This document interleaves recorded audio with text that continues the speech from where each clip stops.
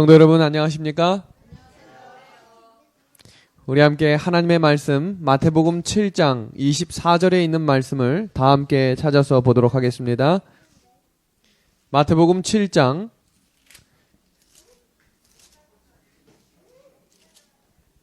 24절에 있는 말씀입니다. 우리 한번 다 같이 읽어볼까요? 그러므로 마태복음 7장 24절입니다. 그러므로 찾으셨으면 같이 읽어볼까요? 시작. 그러므로 누구든지 나의 이 말을 듣고 행하는 자는 그 집을 반석 위에 지은 지혜로운 사람 같으리니. 아멘. 오늘 우리 안식일 말씀 주제는 주 예수 반석 되시며, 주 예수 반석 되시며 라는 말씀을 가지고 함께 은혜를 나누도록 하겠습니다. 오늘 새로운 손님들, 또 우리 은하숙교회를 다니기 위해 오신 우리 가족들이 있는데요. 우리 김재규 학생입니다. 우리 어제부터 우리 나오기 시작했는데 우리 한번 봐주실래요? 우리 오늘 처음 보시는 분들 많으시죠? 우리 희종이 옆에 희종이가 데리고 온 친구인데요. 우리 어제부터 이제 천천히 오고 있는데 우리 학생 전도에 아주 제가 오늘 광고를 잘했어요. 그래서 우리 열심히 우리 교회 출석하셔서 우리 참된 행복인 예수님을 같이 만나면 좋겠습니다. 그리고 우리 특별히 우리 집사님 성함은 비밀이라고 하셔가지고 제가 아직 모르는데 우리 아무튼 우리 집사님도 뜨겁게 감사함으로 환영합니다. 우리 박수로 한번 환영할까요? 감사합니다.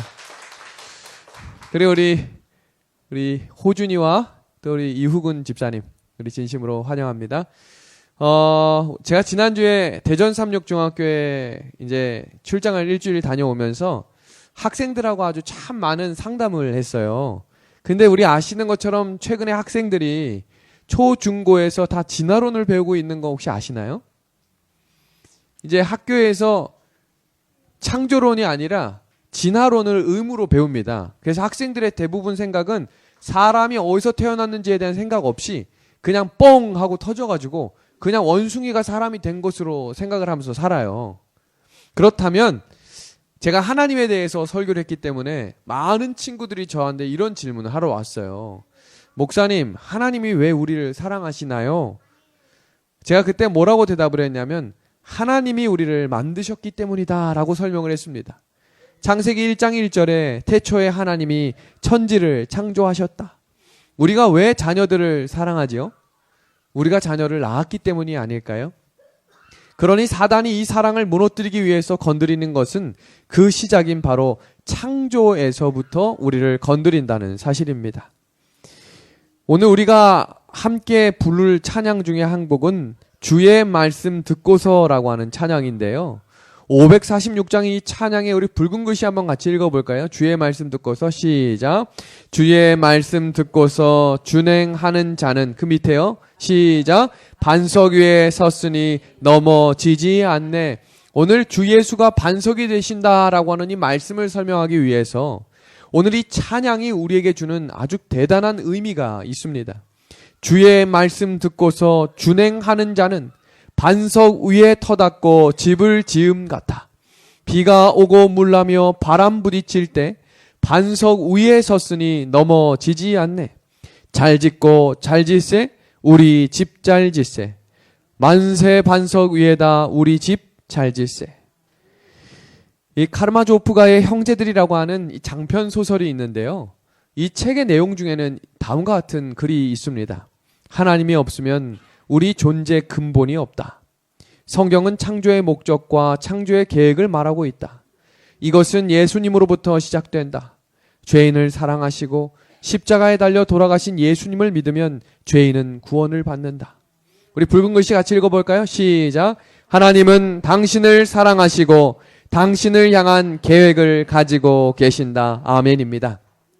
하나님이 우리를 사랑해 주심에 감사할 수 있는 안식일이 되면 좋겠습니다. 2년 전에 포항과 경주에서 아주 큰 지진이 났던 것을 기억하시지요? 대한민국에서 역사상 없었던 아주 큰 지진이었습니다. 포항에서는 무려 5.4의 지진이 있었고요. 경주에서는 5.8의 지진이 있었습니다. 많은 건물들이 무너지기도 했고 인명피해도 났던 큰 사건이었습니다. 그런데 신기했던 한 가지가 무엇이냐면 포항의 지진이 5.4, 경주의 지진이 5.8이었어요. 그럼 무려 0.4의 차이가 나는데 이게 에너지학으로 계산을 바꾸면 무려 4배의 충격 효과가 차이가 난대요. 그런데 경주가 훨씬 컸는데 피해는 포항이 훨씬 많았다는 사실입니다. 그래서 지질학자들이 연구를 해서 기사로 발표를 한 내용이 이 다음과 같습니다. 포항이 지진이 피해가 컸던 이유는 인구가 밀집 지역이었다. 역단층 지진이었다. 얕은 곳에서 발생했다. 중저주 파수 진동 발달이었다. 근데 이 네 가지는 다 이유가 합당하지 않는 결론이 나왔는데 다섯 번째 이유를 들고 사람들이 그럴 수밖에 없었구나라고 인정을 했던 내용입니다. 그 이유는 무엇이었냐면 포항은 땅 밑에 기반이 퇴적암층 흙으로 되어 있었고 경주는 그 밑이 돌로 되어 있었다는 차이를 발견하게 된 것입니다. 무려 4배나 큰 지진이 났던 경주보다 포항이 훨씬 큰 피해가 있었던 이유는 밑이 흙으로 되어 있었기 때문이었습니다. 오늘 본문 구절 마태복음 7장 24절은 반석 위에 집을 지은 사람은 지혜로운 사람이라고 이야기합니다. 오늘 본문 구절의 배경을 설명을 드리면 예수님 주변에 모여든 무리 가운데 대부분 사람들은 갈릴리 지역, 강가 주변, 바다 지역에 살았던 사람들이기 때문에 반석 위에 집을 짓는다는 것이 무슨 개념인지를 잘 이해하지 못했다고 시대의 소망은 이야기합니다. 그런데 그들은 산 중턱에 앉아서 예수님의 말씀을 듣는 동안 계곡에 물이 흘러서 시냇물이 흘러 갈릴리 바다로 물이 흘러가는 것을 보고 있었다라고 기록이 되어 있어요. 이 말은 무슨 말이냐면 예수님이 하시는 비유 속에 사람들이 집을 어디에 가장 많이 지을까요? 짓기 편하고 잘 지을 수 있고 물건을 갖다 대기 쉬운 곳에 집을 지었겠죠. 그런데 예수님이 뭐라고 말씀하시냐면 이런 집은 폭풍우가 치거나 큰 환난이 오면 이 집은 다 무너질 것이다. 그럼 그 사람들이 봤던 반석 위에 지은 집을 봐야 될 거 아니에요. 자, 그림을 한번 보여드릴게요. 자, 반석 위에 집을 짓는 것입니다. 그러면 딱 이 그림을 보실 때 어떤 생각이 떠오르세요? 이 집 짓기 쉬울까요? 어려울까요? 어렵다고 하는 것이 당연한 것입니다. 왜요? 이 기자재를 나르려면 어떻게 해야 돼요? 정말 쉽지 않은 집입니다. 그러니 이 집을 지을 때 쉽지 않기 때문에 사람들은 쉽게 집을 짓기 위해 편하고 물가와 가깝고 물건을 빨리 나를 수 있는 곳에 집을 빨리 짓기 시작했고 당시 농사를 했던 시대였기 때문에 사람들은 오두막집같이 그늘만 있으면 되는 집을 쉽게 지었다고 되어 있어요. 그러니 다른 사람들이 이런 반석 위에 집을 지려고 하면 주변에서 많은 사람들이 뭐라 이야기할까요? 왜 이렇게 고생을 사서 해? 그렇게 꼭대기에 집을 짓고 반석 위에 집을 지면 누가 가기 좋겠어? 난 집들이에도 안 갈 거야. 사람들이 모두가 다 비아냥거렸던 이야기를 예수님이 비유로 설명하신 것입니다. 그런데요, 이 내용이 왜 나왔는지에 대한 이 순차적인 배경을 설명을 들으셔야 되는데 마태복음 5장부터 7장까지는 예수님이 산에서 하신 교훈인 산상보훈이셨습니다. 그리고 그 보훈의 산상수훈의 끝은 결론이 뭐였죠? 너희가 남에게 대접을 받고자 하는 대로 너희도 남을 대접하라 라고 하는 것으로 마무리가 됩니다. 그리고 예수님이 자신을 따르는 그리스도의 제자들, 즉 하나님 나라에서 살아가는 삶의 모습과 삶의 원리를 가르치시며 결론으로 뭐라고 이야기하시냐면 예수님을 따라오는 사람들, 예수님을 믿고자 결심한 너희들은 앞으로 인생을 살아가면서 중요한 결정들을 할 것인데 그 세 가지 비유가 오늘 그 첫 번째 비유인 반석 위에와 모래 위에 지은 집을 비유로 드신 것입니다. 그리고 우리가 4주 전에 살폈던 좁은 문과 넓은 문에 대한 비유도 드셨어요. 이것은 누구나 다 예수님을 믿는 사람이라면 다 선택의 기로에 설 것이고 그 선택을 할 때 여러분은 예수님이 원하시는 그 길을 선택하는 믿음의 성도들과 제가 되어야 합니다. 오늘 보세요. 반석 위에 지은 집과 모래 위에 지은 집을 지어야 합니다.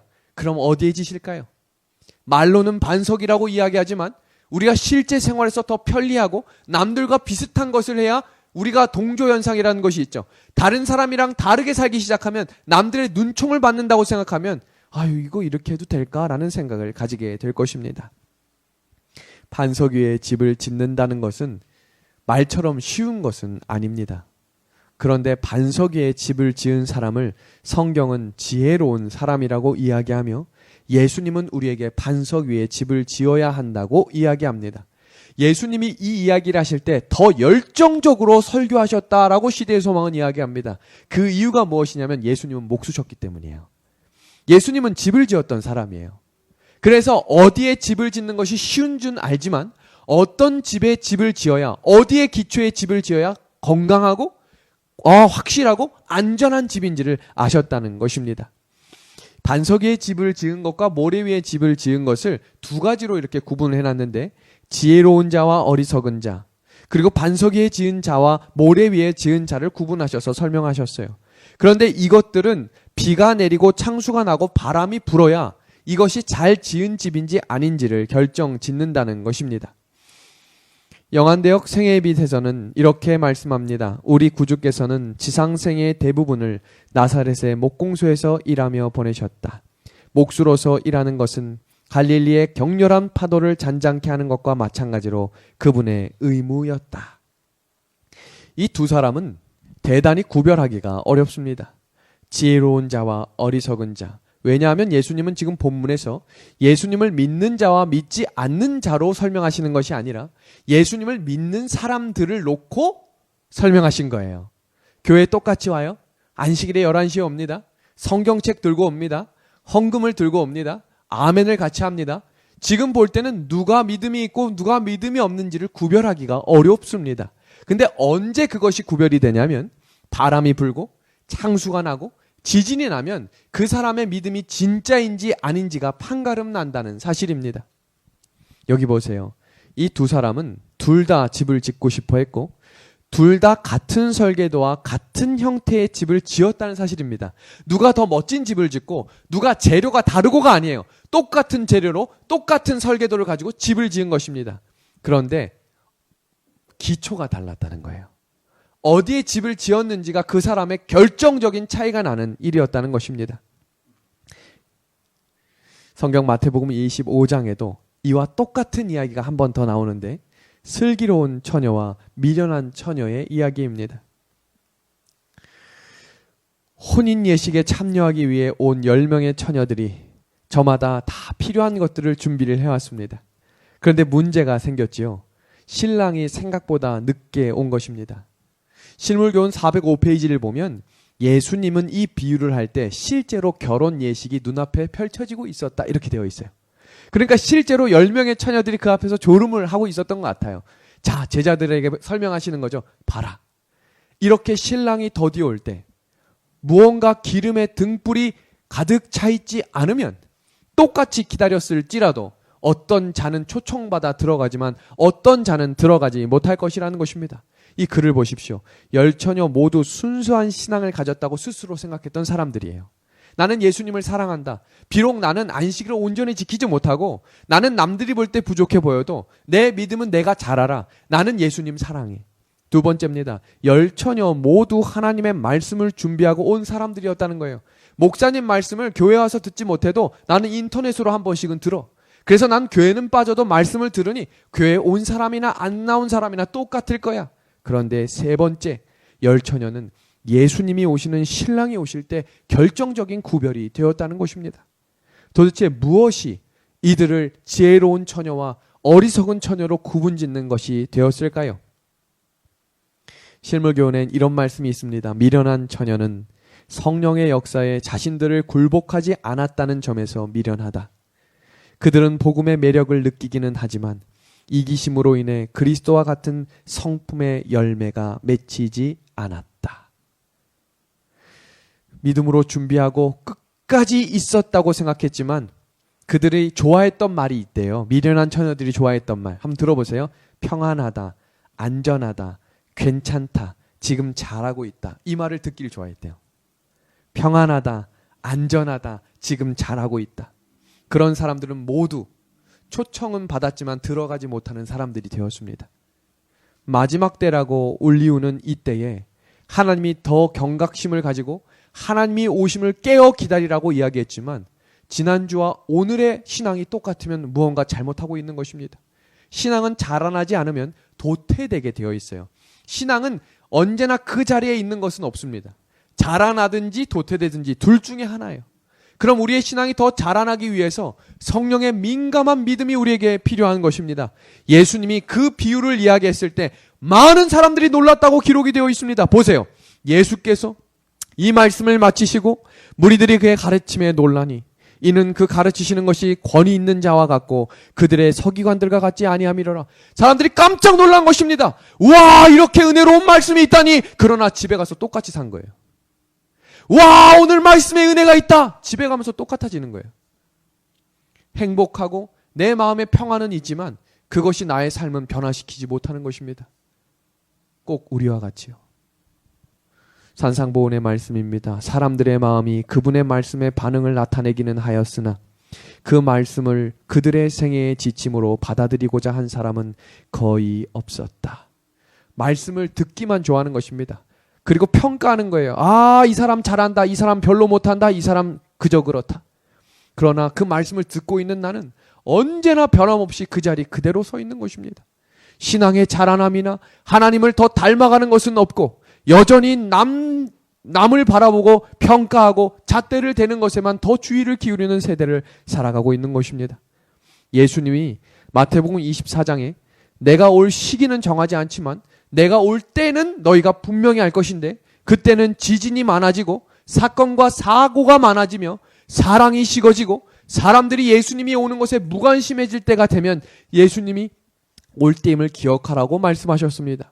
얼마 전 미국에서 이런 발표를 했어요. 지난 10년간 지진 빈도수를 미국이 분석한 결과를 이렇게 분석했는데 2000년대부터 2015년과 2017년과 19년 사이에 큰 변화 하나를 보시면 지진의 빈도수가 무려 24배가 늘어나고 있다는 사실이에요. 성경은 분명히 지진과 사건과 사고가 날수록 예수님이 가까움을 기억하며 너희들이 예수님 기다리기를 더욱더 열심히 기울이라 라고 말씀하셨어요. 2018년 12월 23일 인도네시아에서 터지지 않았던 화산이 터져 쓰나미로 최소 168명이 죽은 사건이 일어났습니다. 이렇게 세계 곳곳마다 예수님이 오시는 소리를 들려주고 있음에도 불구하고 우린 여전히 내가 먹고 사는 문제에 더 급급하며 살아가고 있지는 않으신가요? 2019년 1월 19일 미국이 소말리아를 공습하여 민병대원 100명이 사망했습니다. 전쟁이 안 일어나고 있지 않아요. 여전히 지금 순간순간마다 사람들이 총탄에 맞아 죽고 있는 전쟁이 일어나고 있습니다. 전쟁과 기근과 사건과 사고가 터질 때마다 예수님이 오심을 기억하라고 우리에게 말씀하고 계신 것입니다. 흔들릴 수 있는 모든 것이 흔들리는 시기가 온다고 했어요. 그때가 지금입니다. 해이해진 마음의 변화가 필요합니다. 하나님께 생각을 집중해야 합니다. 본성적으로 기우는 육신의 생각을 정복하기 위해 열렬하게 노력해야 할 때입니다. 성도 여러분, 우리의 눈을 들어 예수님 오심을 기다리며 그 예수님이 처음 오신다고 약속했던 것이 이루어졌던 것처럼 우리 눈을 뜨고 우리 예수님을 기다릴 수 있는 믿음의 성도들과 제가 되면 좋겠습니다. 오늘날 자신의 생애에 성령을 받아들이고 그분이 명하신 일을 행하기 위하여 성령과 협력하는 그리스도인은 진실로 슬기로운 자들이다. 우린 때때로 이렇게 이야기할 수 있어요. 지혜로운 처녀들이 기름이 남아 있었거든요. 그러니 미련한 처녀들이 뭐라고 이야기하냐면 우리 이것 좀 나눠달라고 이야기합니다. 그러면 우리가 성경을 읽을 때 뭐라고 생각하냐면 야, 이 사람들 참 이기적이네. 그것 좀 나눠줘가지고 같이 들어가면 좀 안 되나? 아멘 하시면 안 돼요. 왜냐하면 그 기름은 나누어 줄 수 없는 성품이기 때문이에요. 성품은 나누어 줄 수가 없어요.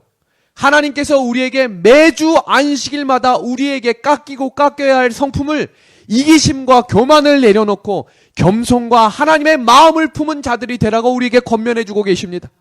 그러면 아멘 할 뿐만 아니라 우리의 삶 속에 그런 믿음과 성령이 임하시기를 우리 함께 기도하셔야 하지 않으실까요? 마태복음 7장 24절에 이 말을 듣고 행하는 자라고 이야기했어요. 너무 말씀을 듣는 것에만 만족하시면 안 돼요. 그 말씀을 듣고 우리의 삶 속에 실천할 수 있는 믿음이 우리에게 있기를 소망합니다. 우리 산상보훈에 있는 말씀 같이 한번 읽어볼까요? 우리는 시작. 우리는 그리스도의 말씀에 순종함으로써 그분 위에 집을 짓게 된다. 의를 행하는 자가 의로운 사람이다. 그것은 모든 것을 하나님께 바친 결과이며 하늘에 계신 우리 아버지의 뜻을 행하는 것이다. 여기 보시면 반석 위에 집을 짓는 사람과 모래 위에 집을 짓는 것을 비교해서 설명하고 계십니다. 집을 짓때 어떻게 파라고요? 깊이 파라고 했어요. 깊이 판다는 것은 무슨 말이냐면 반석 위에만 집을 지을 때 안전하다라는 것입니다. 모래 위에 집을 짓는 사람은 믿음을 가지고 있지만 멀리 바라보지 않고 쉽게 빨리 지으려는 것입니다. 세상에 민감한 것입니다. 현재로서 모양만 갖추어 놓으면 되는 것입니다. 당분간은 안심이에요. 이건 철저한 현실주의자입니다. 유행에 민감한 사람이 되어서는 안 됩니다. 7년 전에 고등학생들은 놀스페이스라고 하는 잠바를 입지 않으면 왕따를 당했다고 해요. 그리고 놀스페이스가 그 당시 돈으로 100만 원이었는데 옷의 가격에 맞춰 등급을 나누어서 이 친구는 1등급, 이 친구는 2등급 나눴대요. 그런데 오늘 지금 이 시간에 놀스페이스 입는 고등학생 없어요. 지금 뭐 입고 다니는 줄 아세요? 다 롱패딩 입고 다닙니다. 롱패딩이 얼마나 유행했냐면 부모님들이 자녀 롱패딩 사주려고 백화점 앞에서 줄 서가지고 새벽 5시부터 파는데도 없어서 못 팔았던 시대가 있었어요. 그럼 롱패딩의 시대가 영원할까요? 아니요. 지금 놀스페이스는 누가 입는 줄 아세요? 엄마 아빠가 쓰레기 버리러 갈 때 저녁에 입고 나오는 옷이 됐대요. 우리 집사님 웃으시는 이유가 있을 거예요. 그럼 나중에 롱패딩은 또 어떻게 바뀌는 줄 아세요? 아들 딸들이 아니면 부모님들이 입고 다니는 것입니다. 이렇게 유행에 따라서 움직이지만 이것이 우리를 하나님으로부터 가까워지게 만드는 것은 아니라는 것입니다. 포항 지진이 더 크게 피해를 주었던 이유는 바로 필로티 방식 건물 때문이었어요. 대한민국의 많은 건물주들과 건물을 짓는 사람들은 대부분 어떻게 하면 싸고 좋게 지을까를 고민합니다. 비싸게 지으려는 사람이 없어요. 이거 다 오만입니다. 이 세상에 싸고 좋은 거 있어요? 찾다 보면 있을 수 있지만 대부분 좋은 것은 비싸게 돼 있는 게 당연지사입니다. 그런데 우리 한국 사람들은 특히나 더 싸고 좋은 것을 입에 달고 살아요.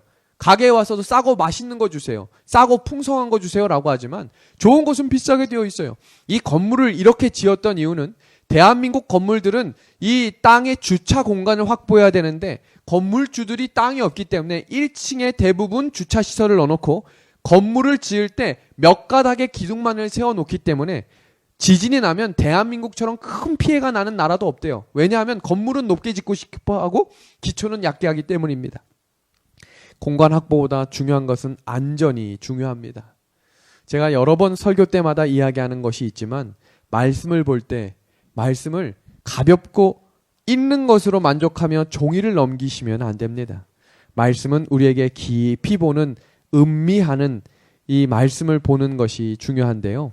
다시 한번 설명드리지만 말씀이라고 하는 것, 묵상이라고 하는 것은 마음에 품다, 음미하다라고 하는 것은 메디테이션이라고 하는 단어가 이 메디테이트, 이 파생된 단어인 메디슨이라고 하는 단어에서 시작된 것입니다. 약을 먹을 때 음미해야 하는 것처럼 그것을 내가 주의 법을 어찌 그리 사랑하는지요. 내가 그것을 종일 작은 소리로 음조리나이다. 시대의 소망은 우리에게 이렇게 말씀하십니다. 우리는 한 구절을 취하여 그 사상이 우리의 것이 되어 주께서 말씀하신 바를 알 때까지 깊이 생각해야 한다. 그러면 반석은 도대체 누구시냐는 것입니다. 참된 기초가 되는 그리스도는 산돌이시다. 우리가 예수님을 만나야 합니다. 예수님을 머리로만 아는 사람이 아니라 예수님을 마음에 품고 예수님을 진정으로 닮아가는 성도들이 되어야 합니다. 제가 어제도 설명을 드렸지만 율법들에 초점을 맞추는 게 아니라 율법 대신 예수님께 초점을 맞춰야 되는 것입니다. 죄들에 초점을 맞추는 것이 아니라 죄 근본되는 하나님과 나의 삶을 끊어내는 것에 우리의 초점을 맞춰야 되는 것입니다. 우리 이솝우화 중에 아기돼지 삼형제 이야기를 아시지요? 세 형제가 똑같이 부모님으로부터 독립하라고 하는 요청을 받습니다. 너희들 이제 많이 컸으니 각자의 집을 짓고 너희들의 터를 마련하거라. 첫째, 둘째, 셋째 돼지가 각자의 꿈을 가지고 나아가 집을 짓기 시작하는데 첫째, 둘째 돼지는 평소 때와 똑같이 먹고 사는 것에 집중하며 살기 시작합니다. 꼭 우리들의 이야기입니다. 오늘날 많은 사람들이 어디에 가장 많은 행복을 느끼냐면 맛있는 것을 먹고 맛있는 것을 즐기는 것에 익숙하며 맛집을 찾아가는 데는 하루를 다 써도 아까워하지 않습니다. 1시간 반이 넘는 시간 동안 강남에 있는 12,000원짜리 햄버거를 먹기 위해서 3시간 반씩 기다리는 사람들에게 어디서 왔냐고 물었더니 수원에서 왔어요. 저기 전라도에서 왔어요. 저기 멀리서 왔어요. 라고 이야기합니다. 12,000원짜리 햄버거 먹으려고 말입니다. 그런데 오늘날 우리들도 먹는 것에 초점을 두며 야, 맛있는 거 한번 먹고 싶다라고 하면서 우리의 인생을 저버리지는 않습니까? 아기돼지 삼형제 첫째, 둘째가 그렇게 살았어요.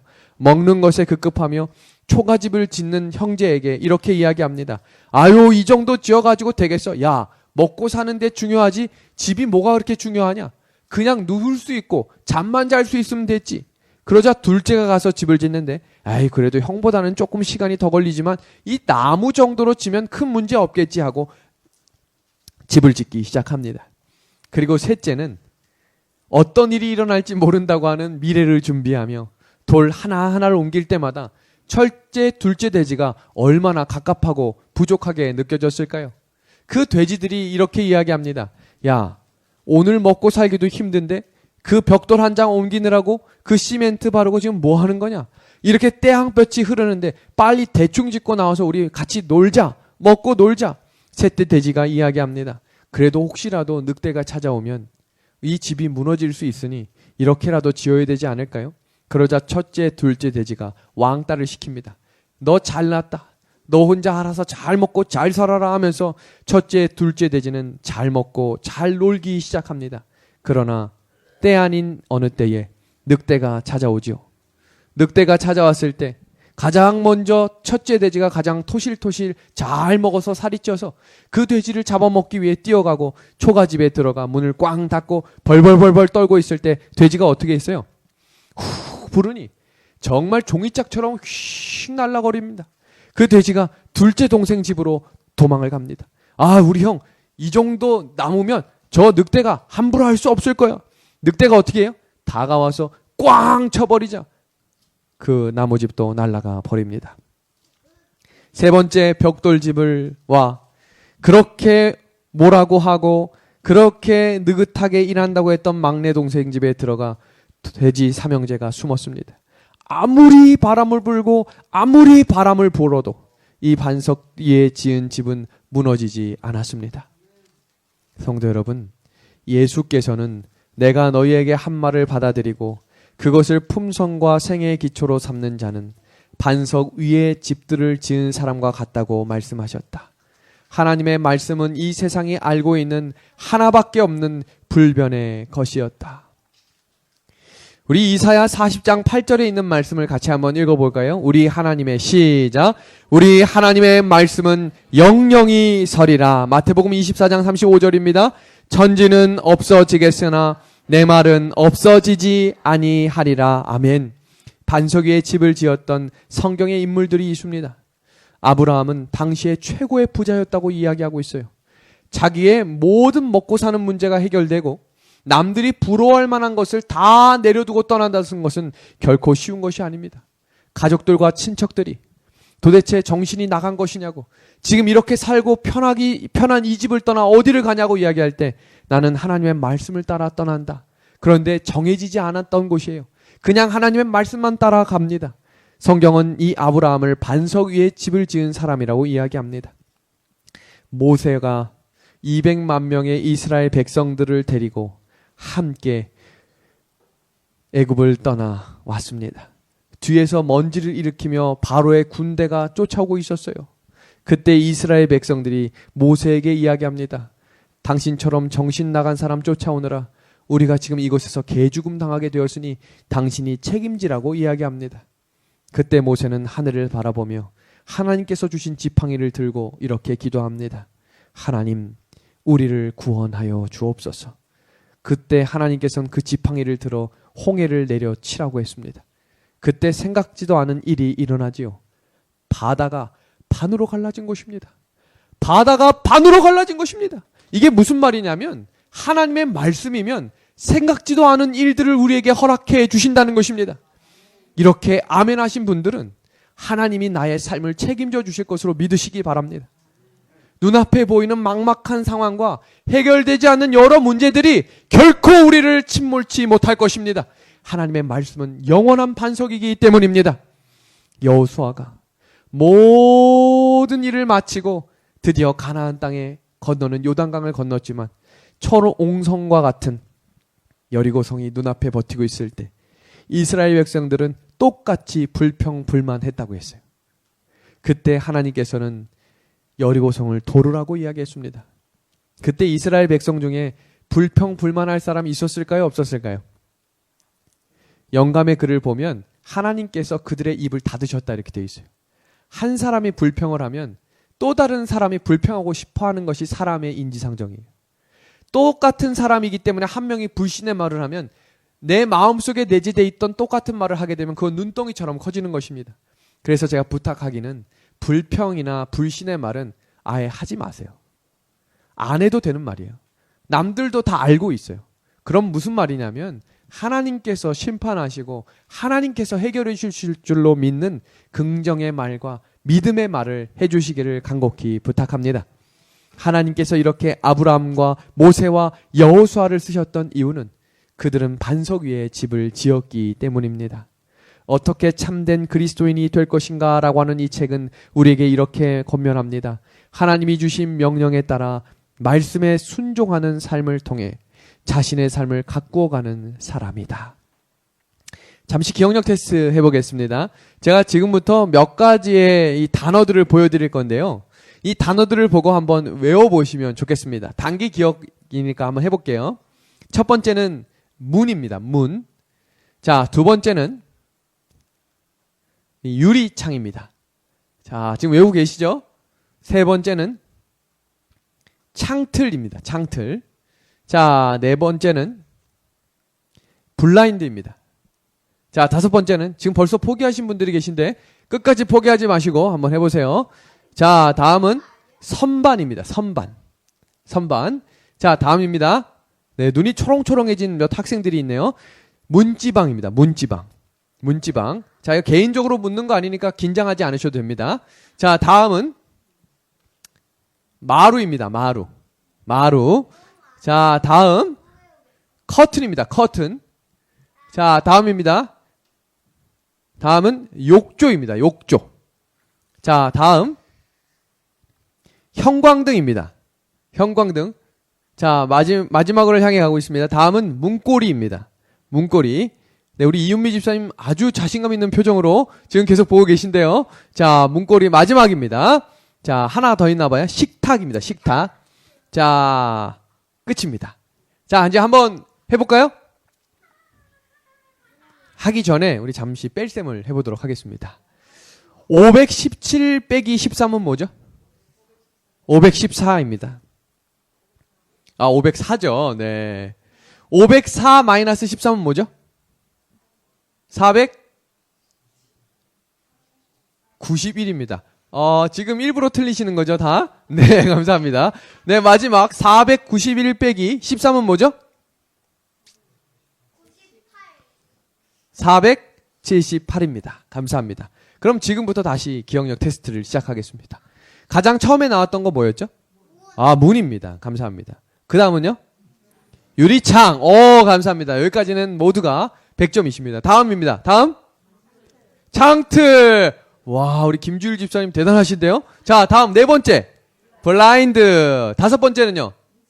와, 문지방. 네. 선반. 네. 다음. 선반 다음이 문지방. 네, 뭐 이렇게 바꿔서라도 외울 수 있으면 다행이죠. 집사님 치매 걱정은 없으실 것 같아요. 자, 다음이요. 마루. 마루 다음 뭐였죠?